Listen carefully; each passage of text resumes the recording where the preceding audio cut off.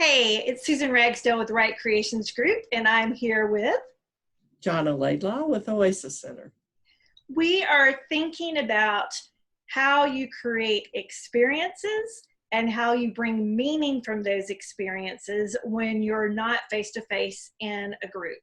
Now, I am partial to movement and going through a situation where you're pulling out the teachable moments and they kind of feel it in their bodies. But physical is not the only way to have that moment. We have it in reading a good book, we have it in songs, we have it in art, and we have it in movies. And Jonna has been doing some really cool things with movies, and I want her to talk about that and share what she's been doing. So I work primarily with residential treatment facilities for teenagers, and I do training for the youth workers across the state of Tennessee. So one thing that we came up with when the pandemic hit was, how are you keeping young people engaged and doing and connecting when they can't go anywhere? We thought, well, one thing is they are probably watching movies. That's a time consumer. That's a way to keep them all quiet and contained and in one place. So we wanted to take that experience and take it a step further. Mm-hmm. So we talked to our facilitators about, when you watch the movie, enjoy it, but maybe you as the facilitator are jotting down a couple of questions while you're going through the movie. So you're really looking at the movie through a different lens. You're looking at it through, what are the young people getting from this, and what could they possibly gain from this experience of watching this particular movie. So we asked them to really think about reflection, just at the end of the movie, asking young people, what happened in that movie? What was going on? What were people doing? Why did those things happen? And then that debrief piece of your heart and your feelings. How'd you feel? Were you upset at any point in that movie? Were you joyous at any point in that movie? What happened? What feelings did it bring up for you? What connections did it make for you? And then application piece is, what are you going to take from this? What did you learn today that's going to affect anything in your life outside of this movie? So really having that discussion of young people and being able to break down, and not in a teacher kind of way, what's the plot, what are the characters, but in a feeling way of, how did they connect with that movie or not connect with that movie. I was telling Susan earlier that I feel like this would also be a good activity for parents to be doing with their children right now. And for the same reasons. It's a time consumer. Your young person would be watching the movie, but you watch it with them. And it could be a cartoon movie. It could be a Transformer movie. It could be anime. It could be a lot of different things.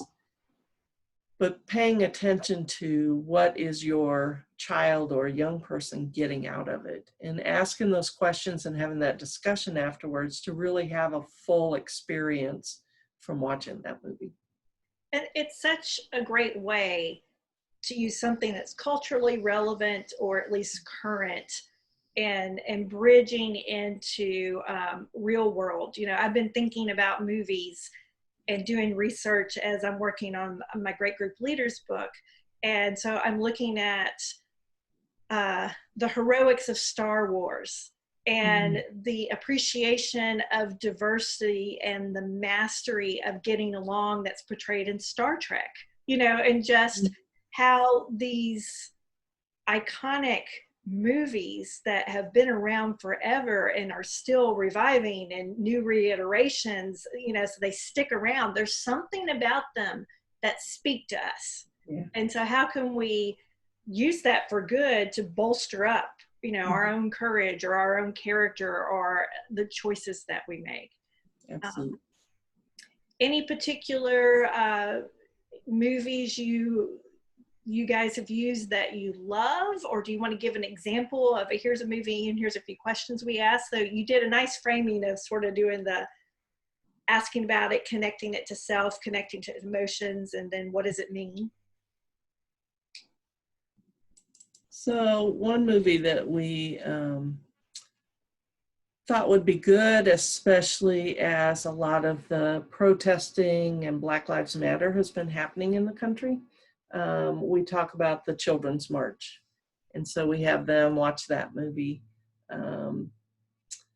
So we talk about what would have happened to the African-American parents if they would have marched against segregation.